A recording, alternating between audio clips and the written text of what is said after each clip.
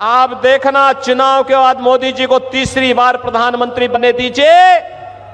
अगले 6 महीने के अंदर आप देखेंगे कि पाक अधिकृत कश्मीर भी भारत का हिस्सा हुआ। हमारा जो पड़ोसी मुल्क पाकिस्तान है, 70 साल हाथ में ना बम का गोला लेके फिरता था, आज पूरी दुनिया में भीख का कटोरा लेके फिरे। पाकिस्तान के हालात इतने खराब हैं कि इनको नाइजीरिया का वीजा मिले तो यहाँ भी चले जाते हैं।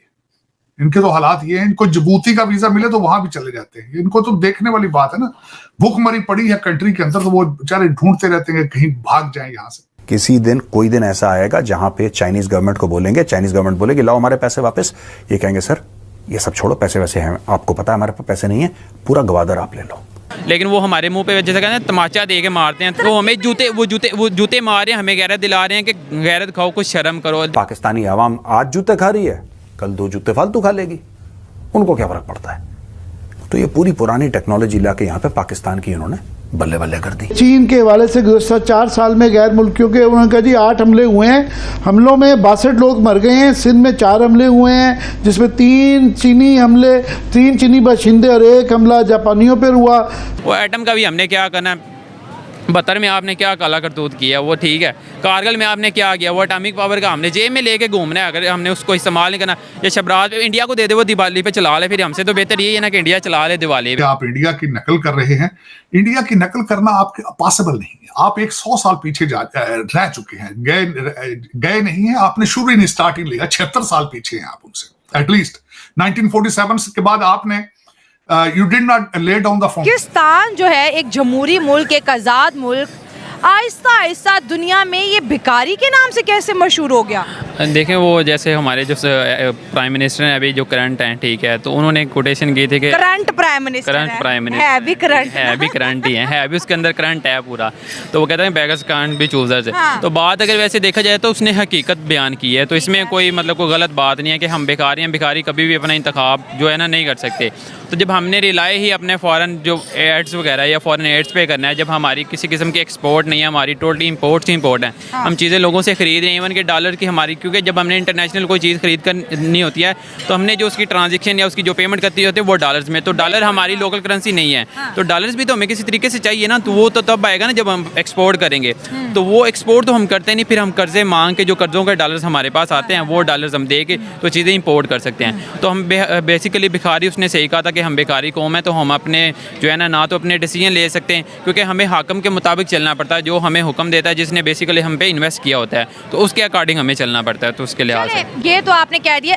अब सवाल ये पैदा होता है, इस वक्त जो है हमारा पड़ोसी जो है चाइना के बाद, चाइना भी हमारा पड़ोसी है, वो तो ऑलरेडी सुपर पावर है, दूसरा पड़ोसी हमारा इंडिया आ गया, वो सुपर पावर बनने जा रहा है। उनके यहाँ इलेक्शंस भी, आज उन्होंने इतनी बड़ी रैली से उनके प्राइम मिनिस्टर ने हमारी एग्जाम्पल दी, बैड एग्जाम्पल कहा कि हमारा जो पड़ोसी मुल्क पाकिस्तान है, 70 साल हाथ में ना बम का गोला लेके फिरता था, आज पूरी दुनिया में भीख का कटोरा लेके फिरे। मतलब हम दुनिया के आगे बैड एग्जाम्पल के तौर पे पेश हो रहे हैं। देखिए बैड एग्जाम्पल के तौर पे जो मेन वजह है ना वो है पॉलिटिकल इंस्टेबिलिटी। अगर कोई भी आपका हुक्मरान आता है ना तो वो 4 या 5 साल के टेन्योर के लिए आता है, लेकिन पाकिस्तान की हिस्ट्री उठा के देख लें, किसी भी डेमोक्रेटिक जो है हुकूमत को या किसी भी हुक्मरान को 5 साल के लिए टिका ही नहीं रहने दें। अगर कोई बंदा आता है ना, उसको 1-2 साल में जाकर सिस्टम की समझ आना शुरू होती है, तो उसके बाद जब उसको उठा के बाहर फेंक दिया जाता है। आपके पास जो मौजूदा एग्जाम्पल है थोड़े साल पहले की, या आपकी पूरी हिस्ट्री उठा के देख लें, सारी इस तरह की एग्जाम्पल है बड़ी।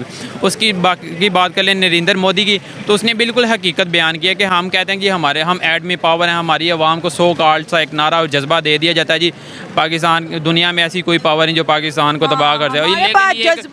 ये एक वो जिसे कहते हैं ना एक मिथ बनी हुई है। लेकिन अगर देखा जाए ना कि हम थोड़ी सी ऐसे गर्दन उठाए ना तो हमारा हमसाया ऐसे उड़ा के हमें रख देगा, लेकिन हम सिर्फ ये है कि हम सिर्फ अपना गुजारा करें, हम टाइम पास कर रहे हैं।